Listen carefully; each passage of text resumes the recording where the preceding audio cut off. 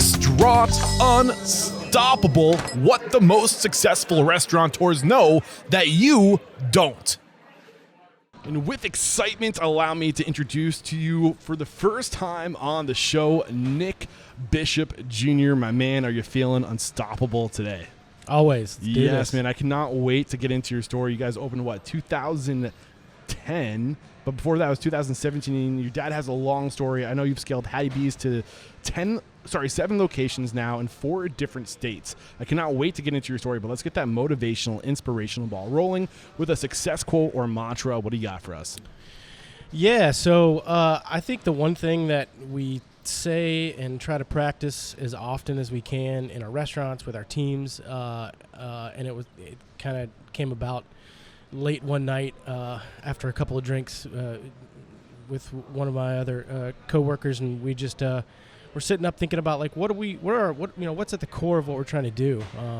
What are our values? Yeah. But not, we didn't want like 20 of them. It was like, what are the 2 or 3 things? And the one that always sticks with us, and then we've got plastered all over the walls in the kitchen, is smile and hustle, man. Yeah, smile and hustle. And you could not be choosing a better time to talk about core values, because I literally am going through this exercise right now. We just had Rudy Mick from Mick Consulting come on to talk about core values in a workshop.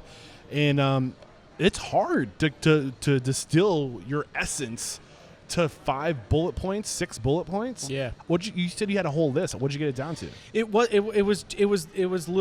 more like little mantras, right? Like all these things, like how can you take a big idea and make it into something digestible so that it's easy for us to always that becomes our center of, like, if I feel myself slipping, or if I feel like quality is not here, or our staffing is just not quite right. Like smile and hustle, smile and hustle, smile. We got a couple more, but I think there's like 3 or 4 that are big ones that, I'm sure at some point I'll mention today, but we'll get into it. Yeah. So I'm curious, as you're going through this exercise, and this is something I'm asking this selfishly right now. I'm literally going through the process myself of trying to distill my core values to no more than 7 or 8, right? Yeah. 6 ideally, right? What's that exercise look like of getting that transparent, or that attuning to who you are? Because I do believe that your business, and I don't know what your beliefs are, but I do think that your business should be a reflection of who you are, right? So, like, what did that look like? How did you guys? Yeah, like, it's hard to get so real with yourself. It's awkward. You know what I mean? It's very awkward. It's like asking I'm not good at like taking compliments, or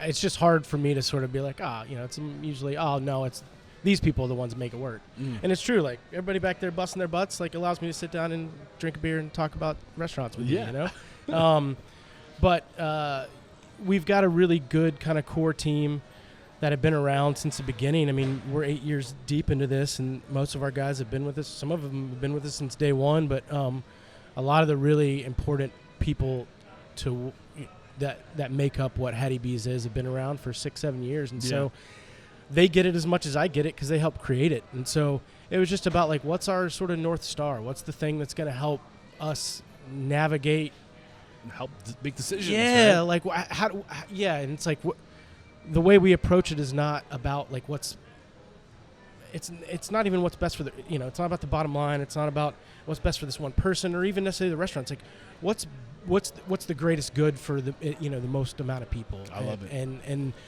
the bigger we get, the more it's just sort of like come back to that, like, you are now responsible for the livelihood and well-being of a lot of these people. Yeah. Be that example and help make it. And I think we forget. I think we kind of get sucked into that trap when we're opening a restaurant. If we're new and young, that we think we hire people. They work for us. And they're there to serve us because we're paying them. And it cannot be further from the truth. That's exactly what you're saying, is that we exist to serve everybody else. Yeah. And I'm sure that will come out in the story, but what I want to get back into now is kind of just the story of Hattie B's, of Nashville Hot Chicken, of your family lineage in the restaurant industry. I know it goes all the way back to your grandfather, Gene Bishop. Yep. So does it make sense to start sharing his story and how he kind of set your father up in the restaurant industry, who then set you up in the restaurant industry? It's kind of get this chain reaction. Sure. Yeah. I'll kind of give a very sort of brief run through of sort of kind of where he started, my grandfather, and then my dad, and both my dad's brothers are still in the business. Yeah. We're in the business, and so I think my grandfather tried like hell to really point them down a different path, because it's hard work, it's long hours, it's not glamorous. It's you tried talking your dad out of it, right? He tried talking me out of it. His dad tried talking him out of it. And I'm trying to talk thousands of people out of it right now. And I tell people to stop. That's the first thing you can do to help somebody out in the restaurant just don't do it. Yeah. No, so my grandfather started with Morrison's Cafeteria back in, I want to say, the early 50s, maybe mid-50s, and was started as a kitchen. He was like a utility. He'd wash dishes. He'd bring out sides. He'd help clean up the line, and worked his way up that company to CEO by the late, I want to say, early 80s, and all the way through. I think he retired in kind of like mid-90s. But the guy just is like he just will outwork. We can say the company is Morrison's. Yeah, the company that he worked up with. Yep. I know he was CEO at that point. He was helping transition the acquiring Ruby Tuesdays. So like this is like executive level, high level restaurateur lineage. He set your now talk about, like, because I know it was your dad's vision, like, because Hattie B's was born or birthed in Bishop's Meat and 3. Yeah, I know, and I don't mean to tell your story. No, that's it. I know that he got set up, and he broke away from Morrison's, right? Like, take us from there, because I know your dad learned a lot.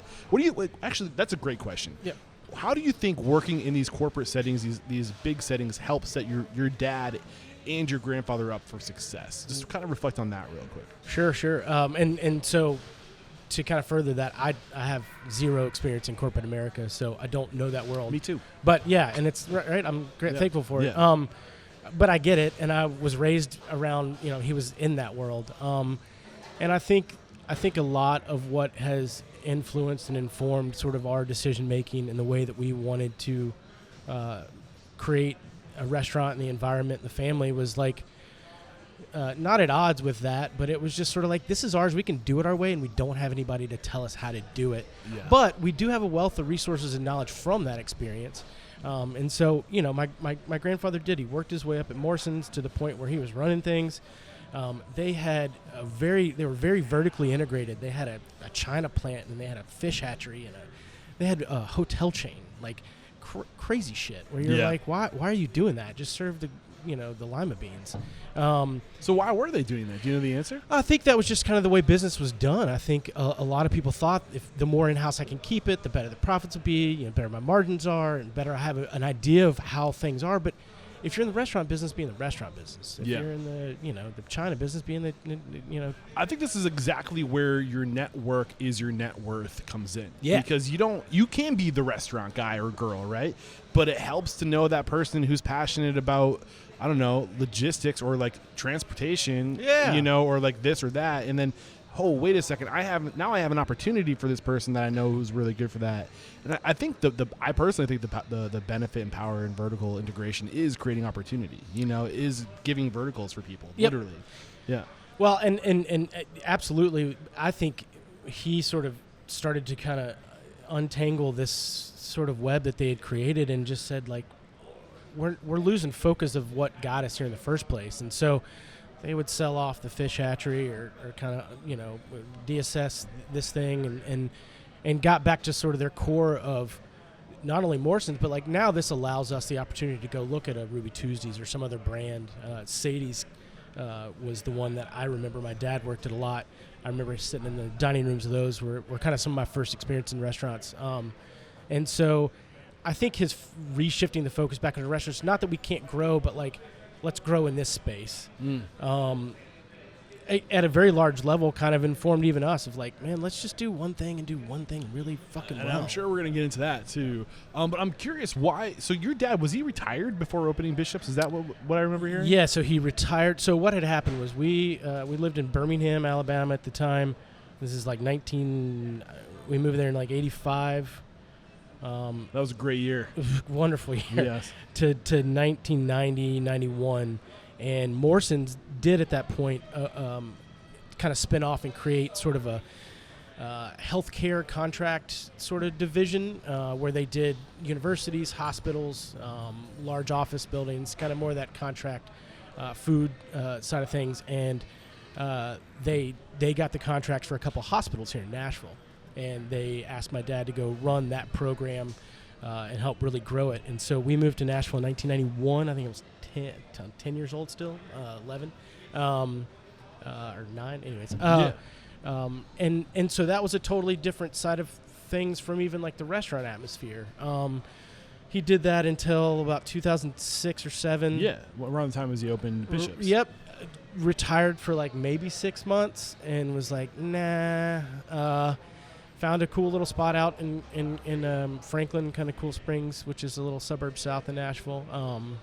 And yeah, they've been open for 12 years, which is pretty incredible for like a 50-seat restaurant. Yeah. I mean, they're right next door to the Chick-fil-A. Yeah. And part of the reason he liked it was like, look at all those people I think sitting in the drive-thru, like staring in this window. There's a really cool lesson in that. So first, set the listeners up just a little bit better.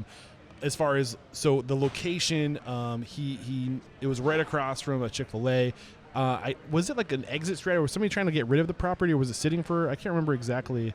I don't remember what it was. I wasn't really involved in that. I was doing my own thing. Yeah, you were how old were you at this point in your life? I was 20s? 27. It was like 25. Yeah. Yeah, I did doing your own thing. I was doing my own thing, and but I was super excited about it because, again, I grew up on Sundays going to get an egg custard pie and black-eyed peas and like fried chicken from Morson's, and like these places were places where families would get together, or people from church, or people from the baseball team or whatever, and it was like a community thing. You can get to know all the staff, and like you just hear people's stories, and like it becomes less about all the other stuff and more about the people that make it go. Yeah. And so I always enjoyed that, but I sort of was of the mindset of like, I'm not going to do that. Like, find something where you can do that, but not that. Yeah, just to kind of compound on that point that you made earlier with the Chick-fil-A across the street, he recognized that there was always a line, and that there was going to be people that were impatient. He knew that he could get the spillover and then retain the customers thereafter. Something that I picked up in the research. Do you want to reflect on that? Yeah, I just think it was an interesting. I always find my dad's observations interesting, partly because I sort of think the same way, and partly because there's some stuff where I'm like, how did you even think to, I don't think it's like he had this big mastermind plan. I think he just is observant and really pays attention, and I think ultimately that's like way more important than whatever book of knowledge you come in with. Is like, let me know what the heartbeat and the pulse of my people are, and like what is needed. And so he just saw an opportunity of, there's a bunch of people sitting in cars. I have this idea for a restaurant, which was an extension kind of a Morson's, just a kind of a condensed version. Yeah. I mean, you go into Morson's, or you go into... It's the meat and 3. But it's like on speed, like times 100. Yeah. There's like 18 pies you can choose from, and like, And so it was just sort of like, what's the real meat and potatoes of all that? And sort of... Took the All-Stars, consolidated the menu. Did a daily menu. And then, so he did that with some guys that still are, and girls, women are still out there running Bishop's. Like, that's the coolest part. Is the people that have run Bishop's, some of them were there before me, some of them are still there. Yeah. And it's like 13 years. Yeah, like that to me is like, you're doing something right. Yeah. That's the biggest testament right there is longevity of employees. If you have longevity of employees, that's your biggest, in my opinion, one of the biggest measures of success. That's a testament right there for sure. So you came on in 2010, correct? Yeah. When you came on scene at Bishop's Meat and 3, which is just south of Nashville, you came on board. You're 20. How old are you at this point in your life? You're 20. 28. 28. Okay. Yeah. So what was? Yeah. What were you doing before? I used to. I was in the music business for about six years. Okay. Great place to be. Yeah, it was fun. It was a lot of fun, and I worked for an incredible label, Oh Boy Records, John Prine's record label. Okay. Who we lost in March to COVID, and has made this time way worse than It's been a really tough. I'm sorry that's hitting close to home for you, man. Yeah, and incredibly close with their family and their kids, and their sons. Our oldest, him and his wife are Hattie's godparent. We're very close with them, and so that was hard. But I really started in the mailroom in Oh Boy, just because I had nothing to do then. That was like, I think it was I was at Belmont. I was finishing school at Belmont, like my 6th college, and I had to have a minor, and Belmont's known for music business, and I already had a job working at Oh Boy, so I just went to my advisor and was like, look, this is more fruitful than any class I'm probably going to do. Can I get credit for this stuff? And he was like, yeah, for sure. So we worked it out, and I had a great 6 years at Oh Boy. I started in the mailroom and kind of sales, and slowly sort of worked my way up into where there was only 5 of us. Yeah. And we just everybody did a little bit of everything. Okay. So I learned a little bit about booking, and that was kind of something that I was interested in. And but ultimately, Oh Boy was not bringing on new talent. They were kind of like, this is what we do, which I guess even saying it out loud is sort of like, well, we just do this and we do this well, So, yeah. I was interested in trying to find something that was really like on its way up and ascending, and so a buddy that worked at Oh Boy with me, we kind of went and managed a band for a year. We had no idea what the fuck we were doing. That band was fantastic, but just they were all over the place, had a lot of other different obligations. And so in 2010, after like a year of that, I just said, let's go do this until I figure out what's next. Yeah. And it wasn't necessarily like in music. I didn't really care at that point. I just wanted to find something I was passionate about. And so I started helping my dad. It freed him up a little bit. And eventually him and kind of his business partner at Bishop's, who's a great family friend of ours, started kind of revisiting hot chicken and like what it meant to Nashville, that it was this thing that like was so important here, but nobody else really fully understood how big a part of the culture it was. Like, we grew up eating at Bolton's and Prince's. Like, I knew those things. What is the history of hot chicken? I was curious about that coming into this interview. It started in like the 40s, 30s, right? Was it Prince's or Bolton's? Is there a lot of drama? I don't want to get you in trouble by siding. Don't. They already. Yes. No. I want to stay above the fray here. I think that the best story that is told, again, I don't know what the consensus is, but the sort of common origin story was that Thornton Prince Jr. Came home one night after out and about around the town doing things that I don't think his lady friend at home was all too pleased with. Okay. She made him some fried chicken when he got home and decided that she was so mad she doused it in cayenne. Oh. And to backfired. She liked it. He loved it. Yeah. And again, the extent of the truth behind that, like some of it becomes folklore, and it's even more fun just because, like, yeah, that's it. And we roll with it.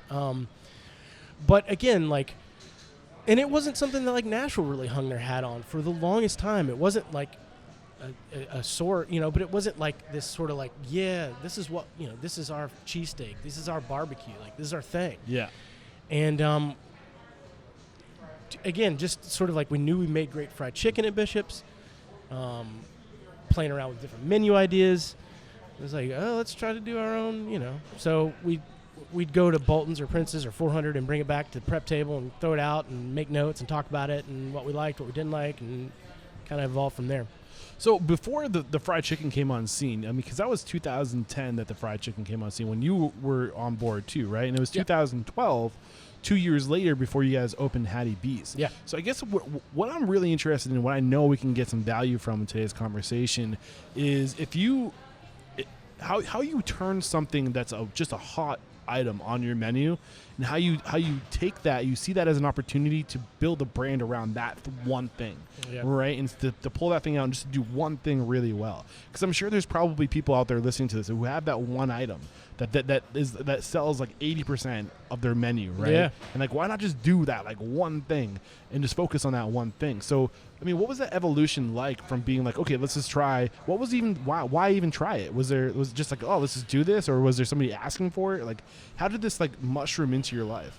Yeah, I think it was just sort of we'd sit down and talk about like, well, what do we think about putting this on the menu, or like, what?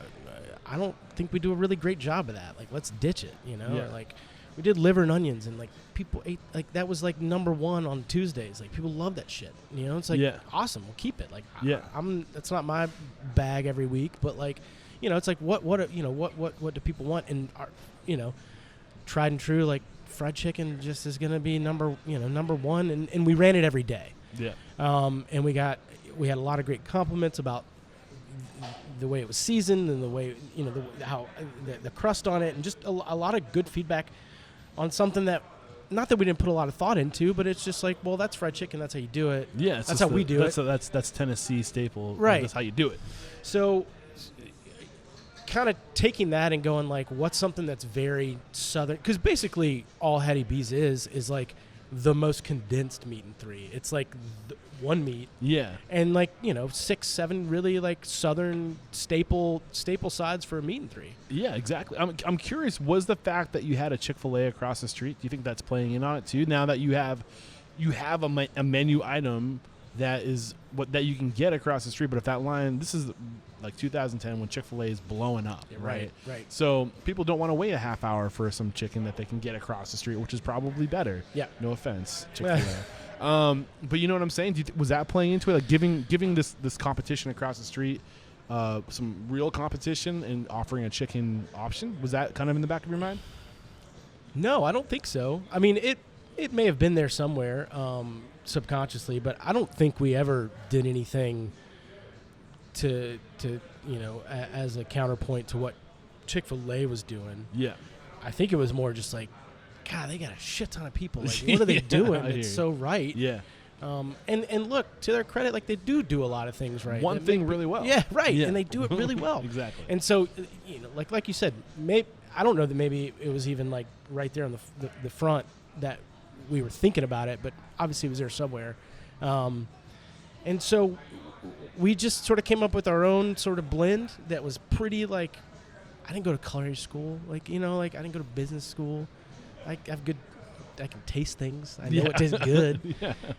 And I've been around it so much that it's sort of osmosis on a lot of this stuff. Yeah. And so we found something we thought was like super tasty, had a good amount of heat, but was like not going to just like blow the doors off. Yeah. So that you could sort of like make your way into this thing, and then it opens up like, well, there's a bunch of different heat levels. And yeah, and I think that's another lesson that we can pull from today's conversation too, is that you guys really listen to your customers. Yeah, is one thing I've noticed. You really, because they kind of helped you to steer you in the direction of creating your flavors. Isn't that part of the story?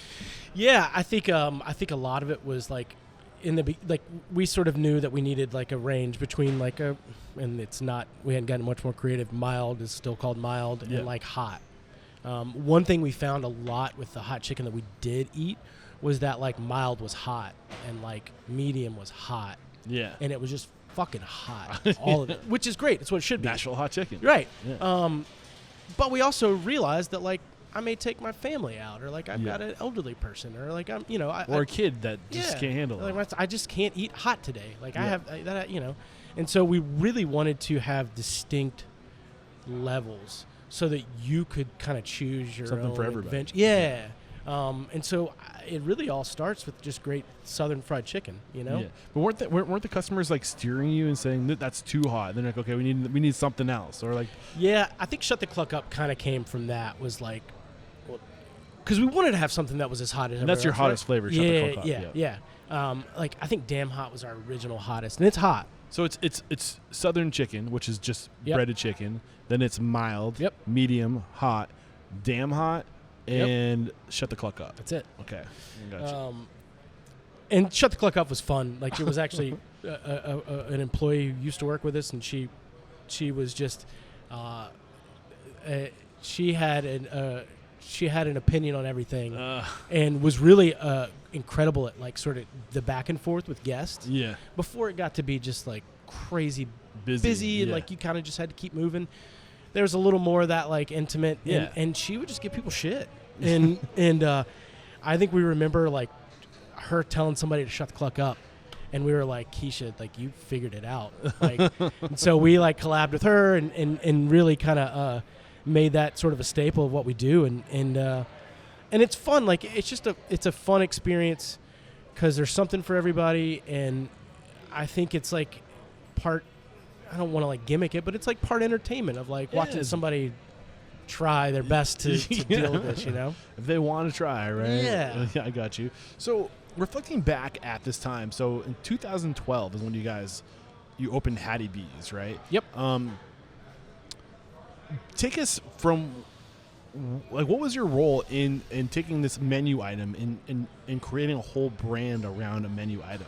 Yeah. I feel like that's where I want to focus today. So, like, what advice can you give us around doing that? Yeah.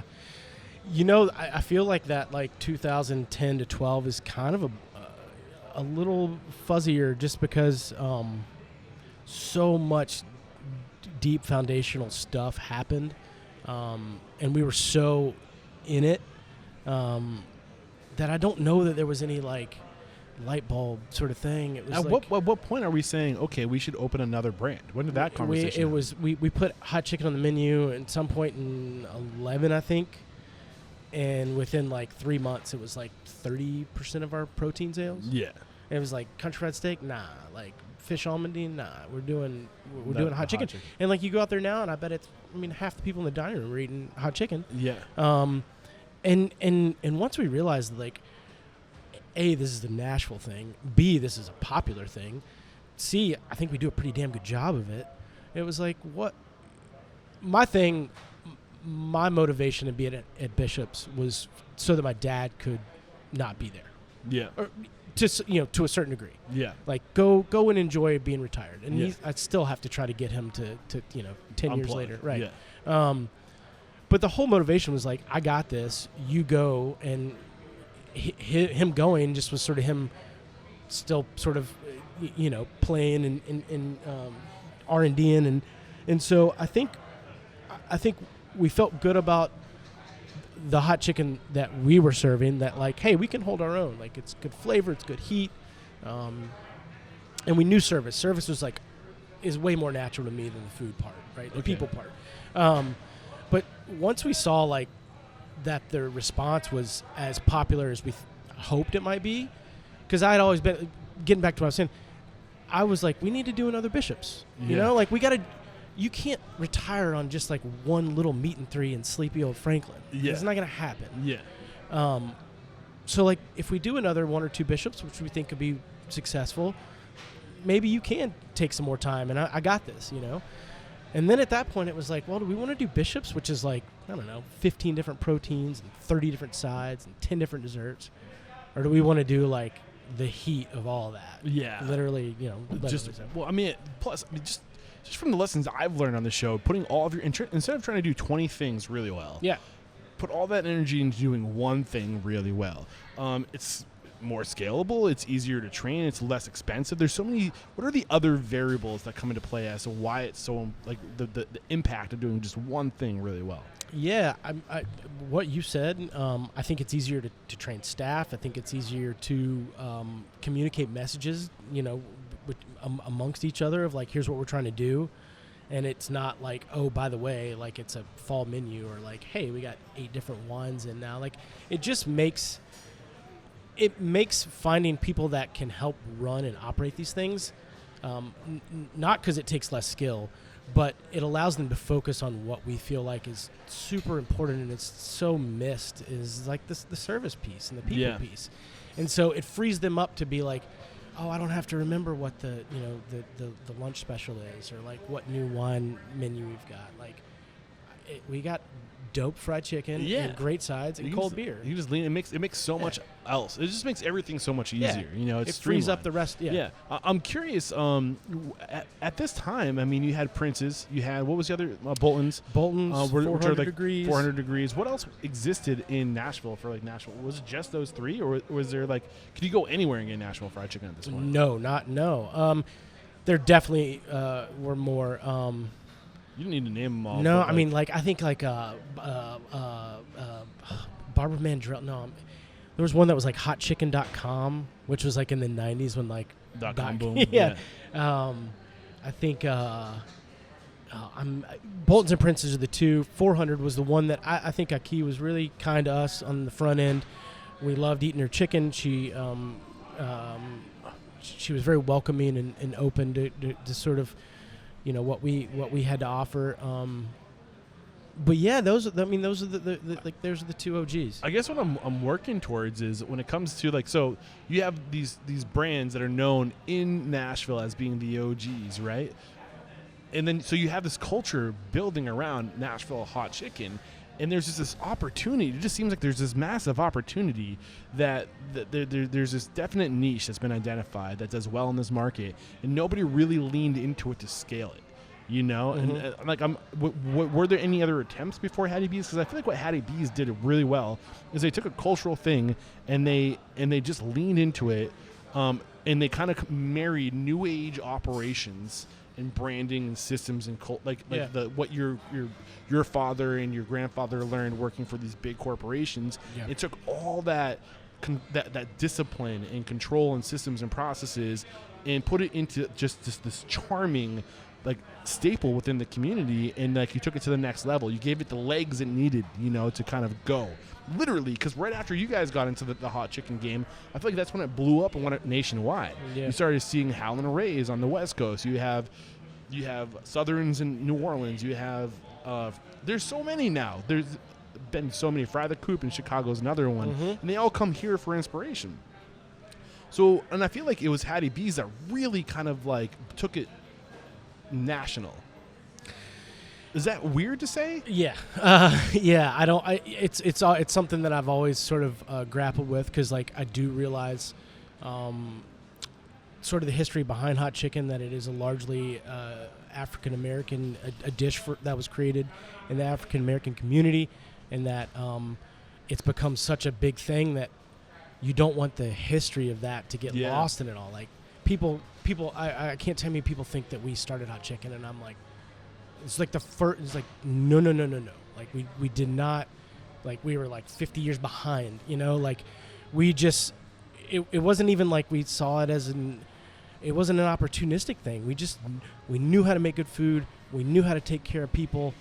It's an opportunity. Yeah. We did, but it wasn't. The idea was never like Hattie B's Las Vegas. You know, like that never came through. It was like, let's just do this one. And the landlord that we've got at the people who own the building that we have in Franklin had a small, it was like a stakeout or like like the off the grill sort of thing right next to Vanderbilt. It was like 1,200, 1,300 square feet. It was nothing. It was like a really shitty little spot with like 6 parking spots. But he was like, I'll give it to you for next to nothing. And it seemed like a good way to sort of like try something without going whole chicken into it, right? And so I think our branding is incredible. Loaded for Bear out of Memphis. Michael Carpenter is like the biggest homie. He knows.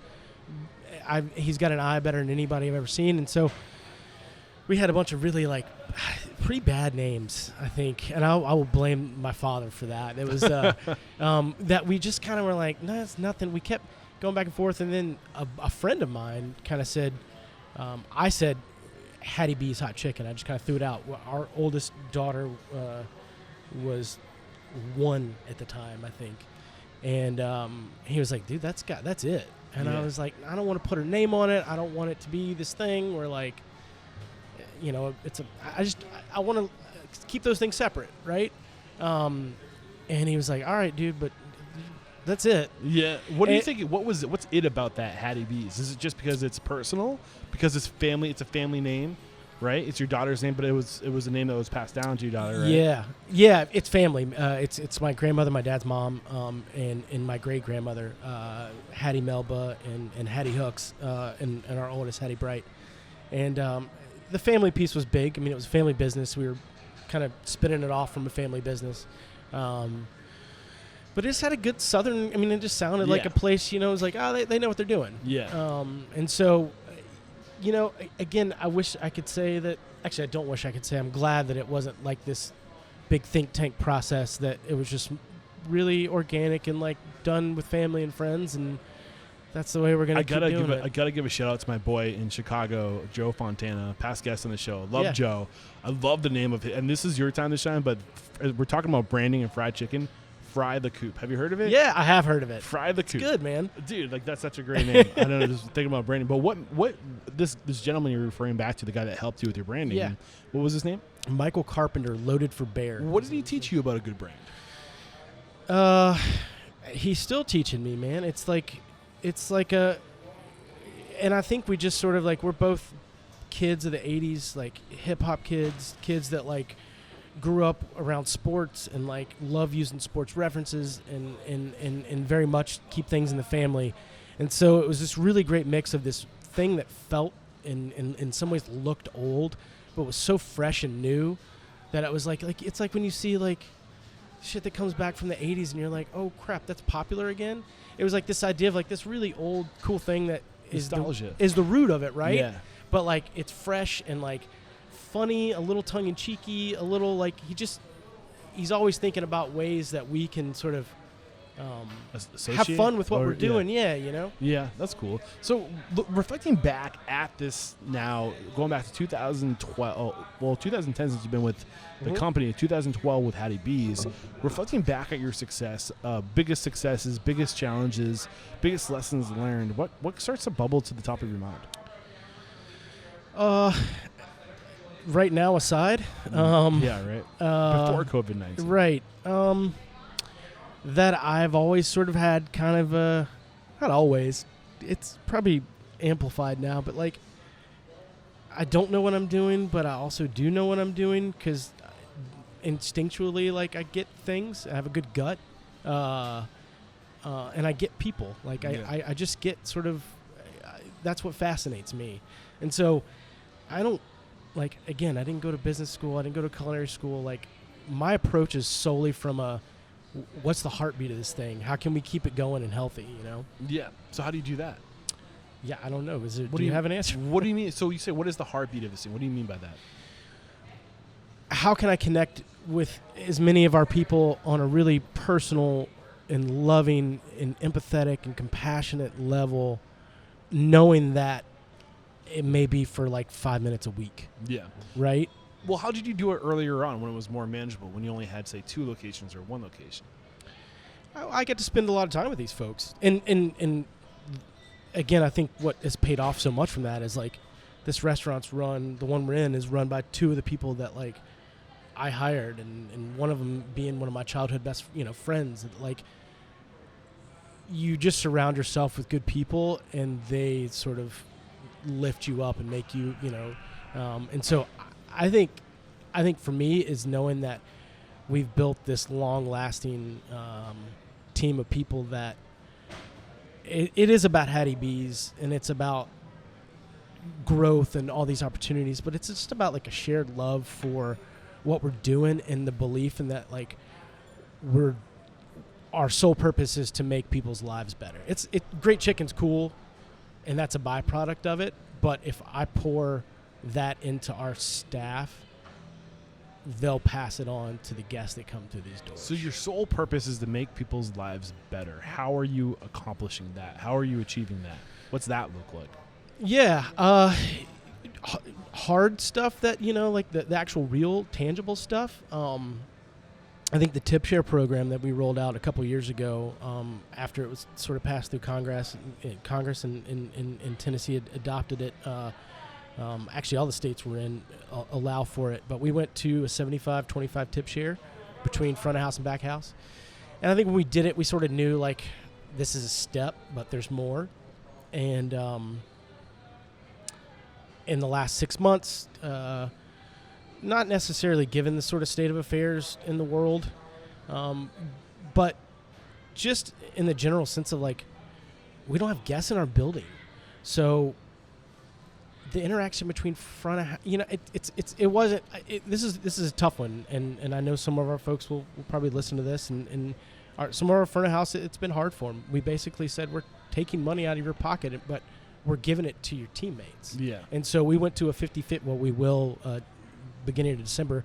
We'll go 50-50 tip share split between front and back of house, and the thought, the genesis of it was, again, sort of the greater good, or like, how can I help create a quality of life, a sustainable quality of life for as many of my people as possible. And so come December 1st or 28th, I think is what it is, every single person in our company will make at least $15 tip share included, and I'm just so damn proud. That's of that. amazing. Yeah. I think that's a good thing. I think it's a change that honestly, frankly, needs to happen. Yeah. Because the back of house folks have been neglected for a long time. The quality of life, it's you need the team to accomplish it, and you should look at the restaurant holistically. And we haven't been looking at the restaurant holistically. No. We've been looking at it as front of house versus back of house, and we're literally creating divides between the two. Yeah. And it should be a team. It should be wholesome. It should be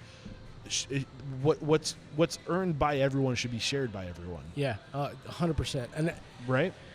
We have trouble. We're like, well, hard to hell. Everybody's got. It's like, what's a good way? Because even saying like front and back is like, you're right. You kind of separate these things, and so much of the Hattie B's experience is like, we're not full service, right? Like you don't have to know, these special menus or separate, things, and so much of it happens. At the initial sort of like welcome to Hattie B's, nice to meet you, and then when that food arrives and the experience you get, like eating that and sharing with your friends, and it's just like, man, if we all really are responsible for this sort of the product and the entertainment and the value that we put out, like we should all share that equally. Yeah, absolutely. And I'm so I think other people will do it. I know a lot of people can't do it because they're in places that don't allow it yet, but we're super proud of it. And I want to pull some more layers back on this because I think there's value here. This is clearly where you shine. You love the human side of things. You love the people side of things. You said your goal is to make, and I love that as a mission statement. I don't know if it is your mission statement, but we exist to make the lives of people better. And I think that's part of what Restaurant Unstoppable's mission statement is to teach people that your goal is to make people's lives better. And if you can do that, you'll be taken care of, right? Mm-hmm. So what else are you doing to exist to make people's lives better? You that was a great example, the tip sharing. But what else? Like, what about like growth within Hattie B's? How's that work? Yeah, it's so. I'm so grateful that we are sort of in control of that, because like it means we get to sort of take folks and mentor them, or like we can pick up little sparks that people show and go like, I can work with that, or like you got something. And we are growing. I mean, we have 3 planned restaurants opening next year. I'm hoping maybe even a 4th if we can find a way to squeeze it in. But we're going to keep going. Yeah. And it's not going to be like, I have no interest on being on every block or like having like 500 of these things. But I think there's a good sweet spot where like you can be a special place in each town you're in, even if you're not from there, but because you create such a great sense of community that like people just want to go there, whether it's to grab a beer or like grab a quick snack or like take your family. And so I think being able to clearly define pathways and opportunities for people, give them things, give them that carrot so that they are excited and intrigued to go, but you give them that carrot along the way because it keeps them engaged and really shows them that the work they're putting into it equals opportunities. So there's some great advice here is giving people that award, or sorry, not the award, but the reward. Yeah. As they're growing, as they're getting like in kind of a feeding that need of recognition, right? Of sense of belonging, sense of value, right? How do you go about doing that? How do you find that balance? How do you know when to give people those doses of is it serotonin that they're getting? I believe. How are you managing that? How are you feeding their souls while also keeping them on track? Like, you know what I'm trying to say? Yeah, absolutely.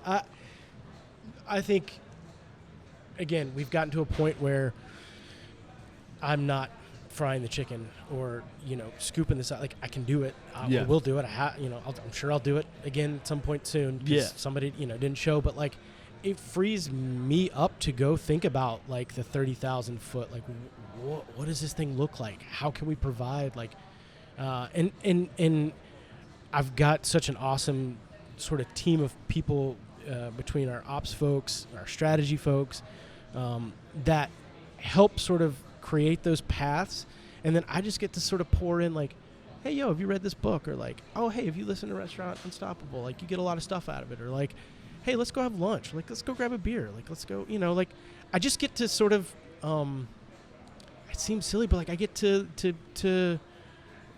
get to know. I want to know more about, like, if you're going to be part of my family, I want to know about you and your family. So I think the big thing I'm getting out of this is you got to the point where you've been able to remove yourself from being in the business. The business is no longer dependent on you. It's dependent on the systems and processes that you've created into the business, that you've worked into the business. For sure.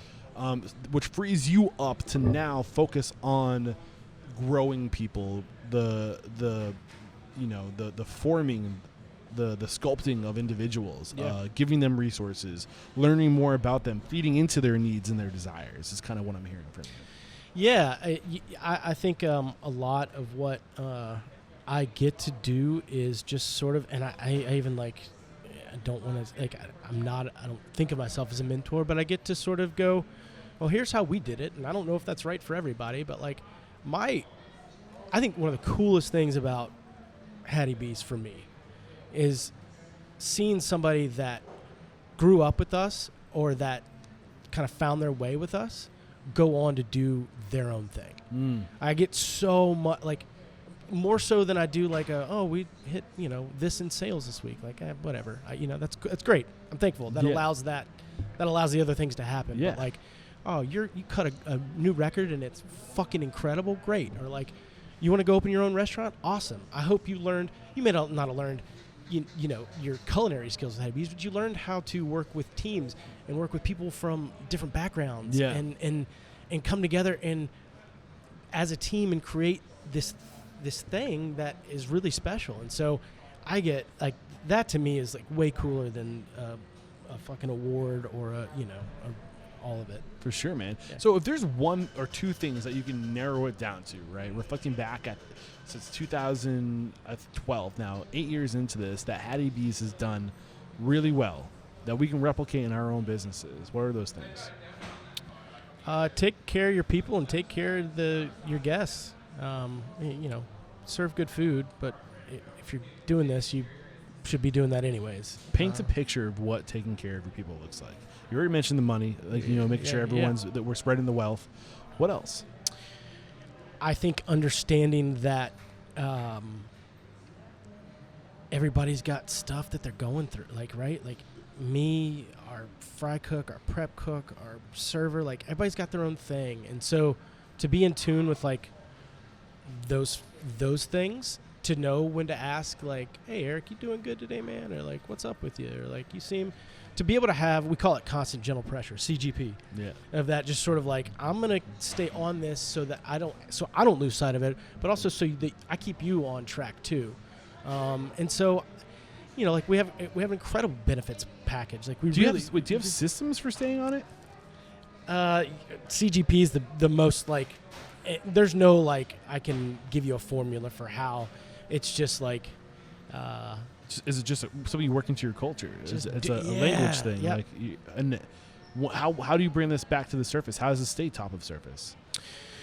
We talk about it a lot. We talk about it a lot. We do it with our own, like, I do it with my guys.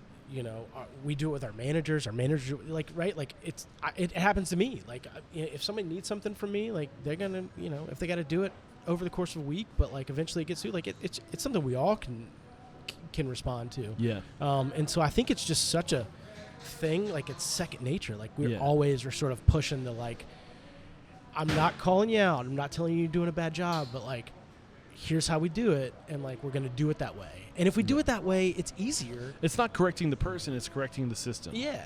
And it's correcting the process. It exists outside that. This person. is the process. Yeah. This is how it needs to be done. This is how you're doing it. We're not correcting necessarily you, but the way it's being done isn't right. Yeah. So we got to bring it back. This is the picture of perfection. Yeah. We're open to changing that. Oh, for sure. But until we all agree that this is the new way to do it, this is how we do it now. Yeah. So, I mean, anything we haven't touched on, anything that that Hattie B's is just like the golden standard of, like, this, or one thing we know that you're just proud of. I mean, you already mentioned taking care of your people. You mentioned doing one thing really well. As far as business goes, as far as operations goes, as far as something that if somebody's listening to this right now and they just launched their first restaurant and they want a nugget, and a nugget that's going to help them be more successful. Like, what's that thing that you got? No thing is there's no small thing. Yeah. Like I know It's true. I'm sure most people, but like It's a bunch of little things that compile. It's right. And if I miss the little things, I remember I have very vivid memories of my dad doing this to me, but because his dad did it to him, my grandfather will walk in at Hattie B's and he'll get a legal pad and he'll walk around and like pick out all the shit you did wrong. There's a light bulb out. There's a spider web there. And I remember one day I was opening Bishop's. I'll never forget it was like noon or something. We were open, restaurant was full, whatever. And I get a text from my dad, and he's like, "You gonna open the restaurant today?" And I was like, "What are you talking about? We're open." He's like, "Well, turn the open sign on, son." And I was like, "Oh, okay." Like that didn't. And nobody was like, "Oh, they're not open." Yeah. But like, it's just it's like if you pay attention to the small details and the little things. Yeah. The chances of the big stuff of slipping up on you is like less. So what are the things that you can do in your restaurant to make sure the little things are being taken care of, that they're not being overlooked? How do you make sure the open sign gets turned on? Yeah, I think having AORs and areas of responsibility for people to really focus and hone their craft. What is an area of responsibility? For us, it's what we tell. Like we've got typically 3 to 4 managers at each store, and we kind of go like, "Hey, Eric, here's your thing," or like, "What's the thing you're interested in?" We'll find a way to kind of meet, and whether that's ordering or inventory or AP stuff or simply sort of the vibe of the restaurant. And so I think it allows people to own certain things, and they may not own the restaurant, but they can own certain things. A piece of it. Responsibility, a sense of. Yeah, and I think it allows them to take some pride in that, to go like, well, I know I'm doing this, so if something's not, but like I'm like neurotic about like little things like dust on stuff and light bulbs out. And so I think it's cool when you walk into a restaurant and I know that somebody's looking out for that, and that I'm going to go look for those things, but I'm not going to find them because somebody's going, I know how Junior thinks, or I know what he thinks, or again, because it's just like if I don't miss the little things, the chances of me missing something big are far less. We found. So yeah, I love that. So I want to kind of lean into this. This was areas are what do you call it? The AORs, yeah. Areas of responsibility. Of responsibility. Yeah. So, I mean, it seems pretty straightforward. Are you just kind of basically assigning roles, specific duties to people? Yeah, and it's not necessarily like you do all the ordering, you do all the inventory and AP work, you do all the scheduling. It's sort of like you may do the back of house schedule, I may do the front of house schedule, and you may do the food truck order, and I may do the beer order.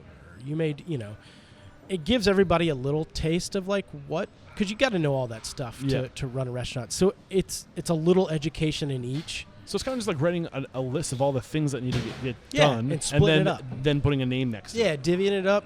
And a lot of the times our GMs are folks that have been with us so long and have worked their way up and done all those things that their job is to sort of do more delegating so that they can zoom out and look at, well, what does next week look like? Yeah. Or like I got people on vacation, or I got people sick, or whatever. And it helps keep that pipeline growing of managers that know how to run our restaurants. Absolutely. Yeah. So we haven't really talked about how you guys have scaled. I just want to get into that real quick. I mean, 2006 was your second location. Sorry, 2016 was your second location. 2012 was 14. 2014. And that was within Austin, right? Here. Okay. Nashville. Sorry, yeah. no, I'm driving to Austin. We're in Nashville. I apologize. We're in the second location. That's this one. Okay. Yep. Okay. This is the second location, and the third location came after or before the out of the state locations. Birmingham, Melrose, Memphis, Atlanta. I think that's right. We do have a publicist sitting in the corner over here. She's more of the timeline help. She has been amazing. Her name's Amy. I'm going to throw it out there. Don't worry. She's been so helpful. Shout out Amy Corley. She's awesome. She knows the timelines really well. Yeah. We'll give her that. So I guess the question is, how did you know you were ready to scale? The second one was easy. We loved, like, again, growing up in Nashville, in enjoying, like, I've never been like a country music, like honky tonk. I don't care at all. And so, like, careful saying that. Yeah, I know. I'm sorry. I like. There's plenty of country music that I like, but there's most of it I don't. Anyways, this street right here was like full of, like, that's one of the older meat and threes in the city. Okay. Wendell Smith's, that's Bobby's Dairy Dip, which is an ice cream burger joint that's been here for 50 years. There's incredible Korean food and Vietnamese food down, 2 blocks down the street. I'm just going to do this real quick. Yeah, sorry. We just loved sort of like the vibe, the culture that already existed here. And this was a old Crystal hamburger restaurant. And we were going to go down the street to kind of a newer development. And we found out about this from a friend, like right before we knew we wanted to be over here. And we came and saw it, and we were just like, yo, that's it.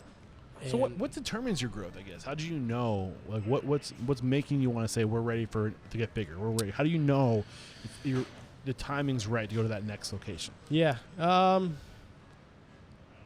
It's more than this, but we just sort of know. Like, there is no metric. It's like, is your team there? Like, because we can't do it without the team. Yeah. So it's like, let's build that team up so that we can take on this next round of growth. And so, having come from Birmingham, having lived there, we have a lot of family still there. That seemed like a natural sort of like next step. So that was number 3, and then number 4 was back here in Nashville. So I'm picking up scaling when your people are ready, scaling where you have roots. Is that playing into it at all? Yeah. It wasn't. That's prying on. It wasn't necessarily like, let's stay in the Southeast or let's like sort of build out. It was just sort of like, what are we familiar with? Where do we think this will play? Right? Like, it's still a very Southern thing. And so Birmingham just seemed to feel the most comfortable. Kind of thought Birmingham was sort of growing and moving up. It's got a really cool food scene down there. Mm-hmm. And then Atlanta was really like, I think Atlanta was probably the first place we were like, we should, when we're ready, let's see what we can do there. But we spent 2 years looking for the right spot. Like, what made Atlanta so appealing for you? It's Southern. It's huge, incredible food scene, great culture. I've always loved Atlanta. I'm a Braves fan. Yeah. I used to go to shows there, or like visit friends. It was close to Auburn, which is where I started school.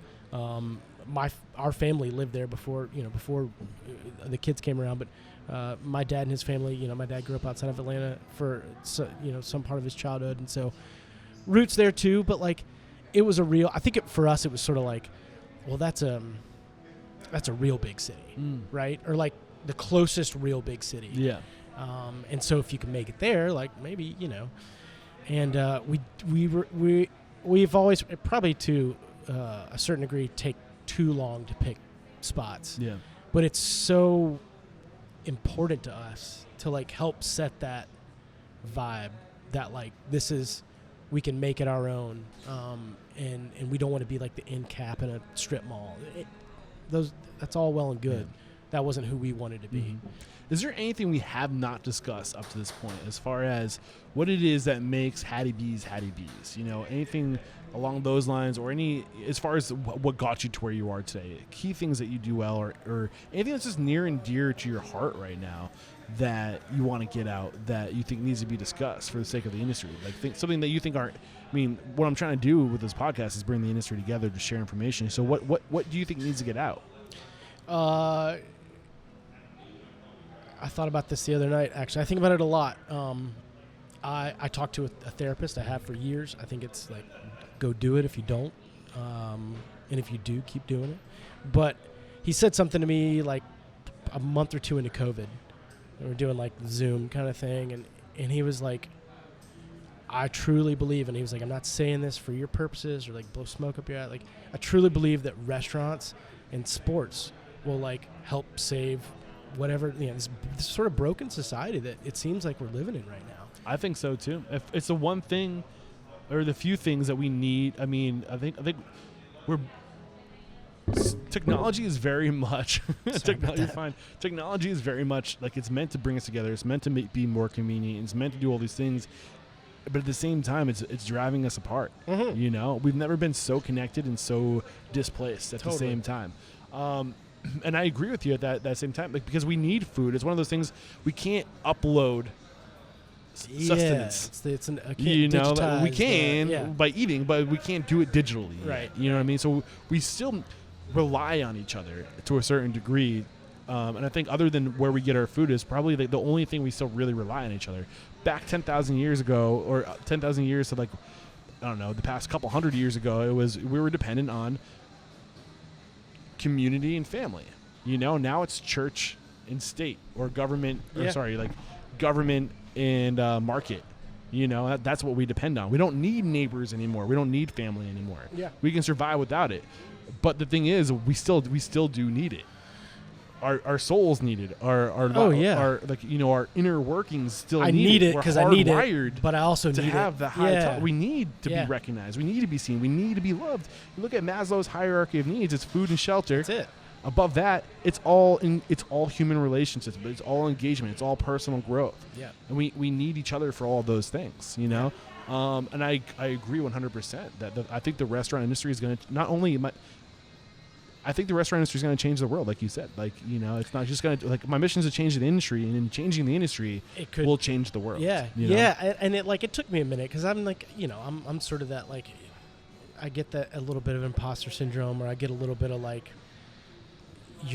what you're doing is not as important as what other people are doing, but the environments we create and the culture we create for our staff are more broad and diverse than just about any collection of people in the city, and our dining rooms are full of those same people that are, you know, it's the judge and the guy that works in the glass factory across the street, or the prison guard, or the, like, you know, the person who works at the pharmacy. Like, the biggest joy I get is walking into a full dining room, which, again, you know, God, feels like forever, and seeing a room full of people from all over the city, from all walks of life, from all religions, backgrounds, socioeconomic backgrounds, and coming together for fried chicken. Like, that's fucking cool. It is cool, man. I love it too.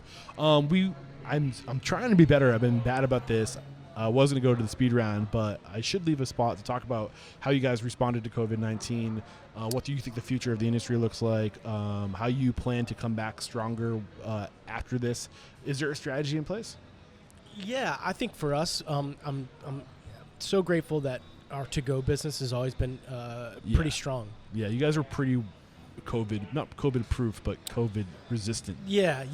I mean, having a lot of friends and seeing what they've had to do to adapt and pivot is, like, it's hard, but it's also super inspiring that, like, we've got incredible chefs here that are, like, making cheesesteaks and, like, at-home pasta kits and, like, the best pasta you've ever had, like, in your house from this, you know, James Beard finalist chef, like, would never have happened if this. So, like, yes, it's awful, but I do think there's some really neat stuff that has come out of it. I agree. But by people that are going, I don't know, but I'm going to figure it out. We've been forced to change. We've been forced to evolve. We've been forced. We were being told we can't. All the ways you were doing things to get by, like, those are no longer an option. Yeah. You've got to get creative, and the solutions were already here. Not many people reinvented things invented things in the first place. To, like, all the solutions for what we needed to survive COVID-19 were in place before COVID-19.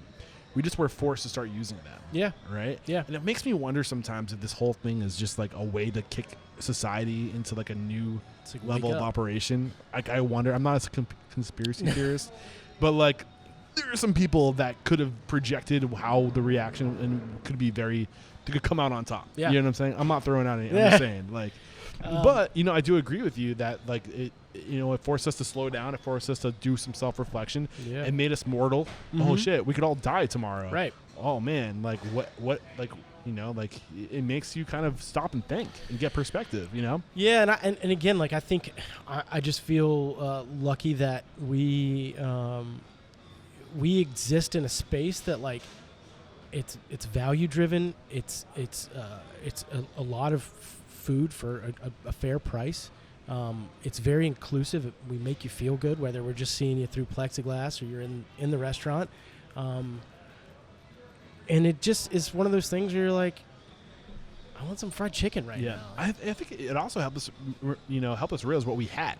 Yeah, for sure. And you don't realize what you have until you don't have it any longer, and then you want it again. But I've loved this conversation, man. I really do appreciate you taking the time to talk with me today. We're back, and the first question I have for you is, what is your it factor? A habit, a trait, a characteristic you believe most contributes to your success? It's a strength.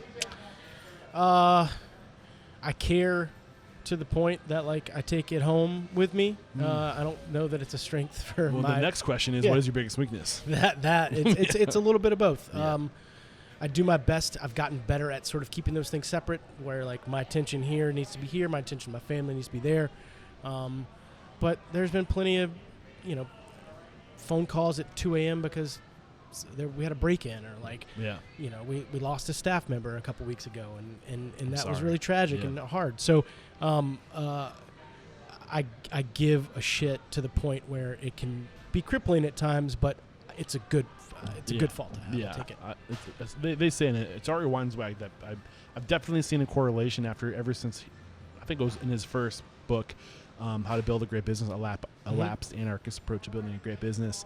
He said that your greatest strengths are oftentimes your greatest weaknesses. Yeah, and it's like they are strengths and weaknesses. Yeah, it's like taking time for yourself. Like, what is one question you ask or thing you look for when you're building your team, when you're interviewing somebody? Like, what are you looking for in that person? Actually, this is something that I learned from Brian Morris. He's like our director of culinary and does a bunch of really cool stuff. He wears a lot of hats for us, but he likes to ask people what gets them going, like outside of work or restaurants. Like, what's your thing? And people that have passions outside of this is like, those are people that I can work with, because that they can at least, like, people are like, I just like to, it's like, nah, man, I need you to I just want a fried chicken. Yeah, man, yeah, like I want you to be fired up about something. Yeah. If you want to say fried chicken, great. If you want to say, classical music, even better, because you've got that ability to sort of like to when grow. When I was young, I'm pretty sure I didn't get a job because they asked me that question. Yeah. And I was like, I want to work. Yeah. I was like, I just want to work all the time. I need to make money. Like, I want to work. I would hire. And I was like, I thought that was the right answer. Yeah, and right. Like, I think he was like, we have a softball team. We do all this. I was like, no, I just want to fucking work, man. And I'm reflecting all the answers I get. I'm like, I should have definitely said I'll play softball. Right. Share one code of conduct or behavior you teach your team. This is a way to be, a way to act. One code of conduct. I think smile and hustle is like at the heart of it.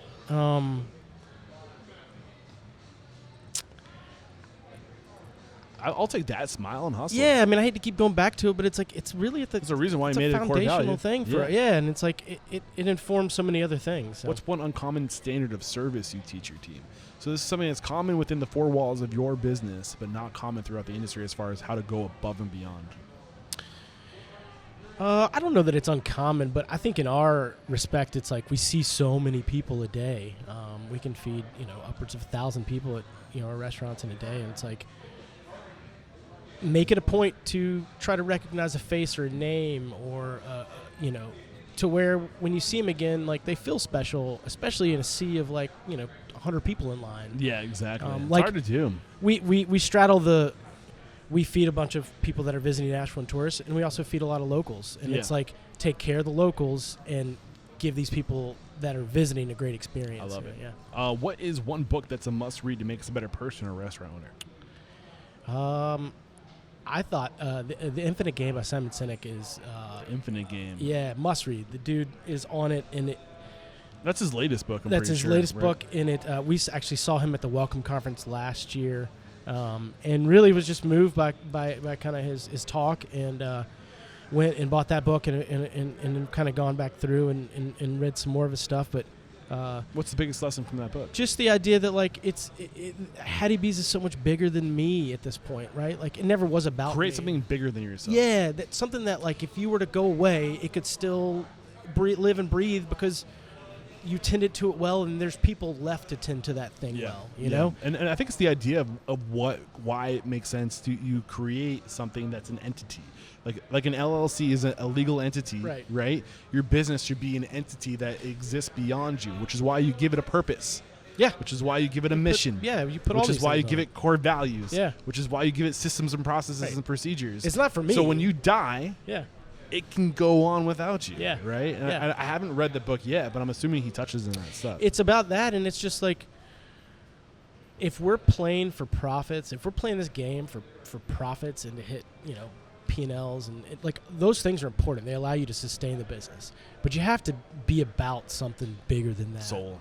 There's got to be a heart and a soul to it, and Which probably ties into his first book, Start With Why. yeah, exactly. Yeah. So I don't know if that was his first book, but one of his yeah, preceding book. yes, Also, Leaders Eat Last is another. that's great exactly book right. that has to read. And he's been a wealth of knowledge for our group, our leadership group, because he just speaks really in ways that like it's just good life stuff. Like, Yeah. I love it. What is one thing you feel restaurateurs do well enough, don't do well enough, or often enough? I don't know. I don't even think of myself as a restaurateur half the time. So, I think they take themselves too seriously, and I think they don't. I'll just say take themselves too seriously. It's like it's hard to work for somebody when it's all about them. Yeah. And I've had bosses like that in the past. You've worked in like restaurants or kitchens, like Get your ego out of the way. yeah, like I never have been. We all have that and need it fed in some ways, but Yeah. like I intrinsically know that I'll do better, I'll feel better, I'll grow more if we all do better, feel better, and grow more. Love it. And so it's a sort of self-serving, but in a non sort of direct way. I love it, man. So these next two questions, I'm looking for referrals, basically. So the first one is like a organization you've outsourced, people who do something really well, like a human organization, and Yeah. the other one's like a technology that you've outsourced. So the first one, what is one service you've hired or outsourced to? Yeah, I actually thought about this last night because I did kind of see what, the speed round questions. Yeah. And we met with them yesterday. They're awesome dudes here in Nashville. Mesa is the name of their company, like table. Okay. And they make furniture. They do Nice. they do beautiful furniture for homes, and but they do commercial stuff, restaurant stuff. And are they restricted to the Nashville area, or are they nationwide? No, I think they work with us, and Slim and Huskies is another one here in town that they've grown outside of Nashville, but like they opened one in Sacramento like 2 months ago, and I think Mesa did so they'll do it. Yeah. That's Mesa. Spell that for me. MESA, All like right. like table. You Mesa. guys are table. gonna get some love if you're interested They're- in they're- sponsoring they're- the show too. I'll talk to you. They're good dudes. And then technology, is that what the other The one? next question is what's one technology you've adopted within your restaurants? Man, I'm so bad at this, and we're bad at it because we like sort of purposely like remove. But I do know that they're a sponsor. We use Toast. Yeah. And I will say that the curbside function in their OLO system has been super helpful. I mean, you'll see we got 50 parking. It's like the Yep. biggest parking lot in Nashville at this Yeah. point. And we've been able to utilize a lot of them for curbside during this. So shout out to Toast because it's and it's something we'll Yeah. keep And beyond this. Toast is technically an affiliate right Okay, now. great. And I'm just going to throw it out there. They've been great. They've been really taking care of me with all that's been happening. A lot of people have been forced, like we talked about, to update. The technology was there. The ability to do this stuff was there. Toast is giving me $2,500 for every new restaurant that signs up. So if you guys are listening to this and you need to upgrade your POS, or you're looking to get into a restaurant and you need a POS, go to toasttab.com/unstoppable, and you have to use that link in order for me to get credit for the referral. And I'll also split my commission with you and send you a check for $1,000. Let me know who else is doing that. Yeah. No one. Yeah, So and please yeah. use my links, help me out, and you're helping yourself out. And you have to, don't go to toast.com right now. Don't do that, because you'll land on their radar and they'll know that they'll think that you got there some other way. You know that it was our boy Nick that sold you on Toast. So make sure you go to toasttab.com/unstoppable and shoot me an email, Eric@restaurantstoppable, when you do, so I can thank you. Sorry. I gotta do these things. I gotta keep the deliver lights the on, message man, home. yeah. Right? So the last question I have for you is: if you got the news, you'd be leaving this world tomorrow. All the memories of you, your work, and your restaurants would be lost with your departure, with the exception of 3 pieces of wisdom that you could leave behind for the good of humanity and for your legacy. What would those 3 pieces of wisdom be? Oh man, It's a tough one. Is that not on the? I thought you looked at these questions. I did, but like I didn't, it's deep. Let me take me a minute. Surround yourself with good people. 1. People smarter than you, people whatever, like just surround yourself with good people, funny, empathetic, caring, curious people. Awesome. Don't continue to do stuff that you don't get fulfillment out of. It's 2. Life is short and hard. Do what you love. So have fun and do what you Yeah. love. 3.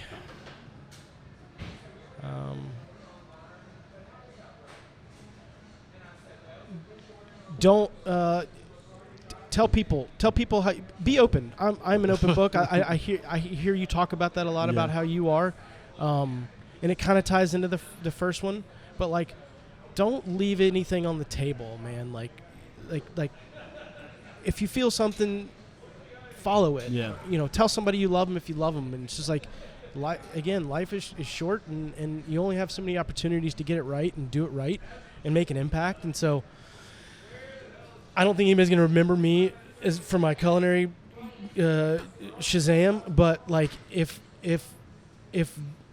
there are people that someday go, man, I can't tell you what it was. He just cared more, and he made me feel like I was important. Take time with people and pour yourself into them, but also like take time for yourself. Yeah. That's the back end of that. Like, if I'm going to give you my undivided attention, I'm going to take the time to fill myself up too. We wrap up every interview by calling somebody out. So who's one independent or, I'm trying to be better. I used to only look for independents, but I've learned through the show that not all corporations and franchises are evil. So it's true. You can go in that direction too if you want. Who's somebody you respect and admire and want to recommend on the show? I actually thought about this one, and he is a dear friend. He's a wonderful human. He's an incredible chef. Andy Little from Josephine here in Nashville. Him and his wife Karen, who is the som over there, run a beautiful restaurant that I go in and I see the same faces that I've seen for the last 5-6 years. Like they on a much more tight scale do things in a lot of the ways that like I admire and I want to do, and they create this sense of family and purpose behind it. It becomes more than the food. So Andy Little, he's a funny dude.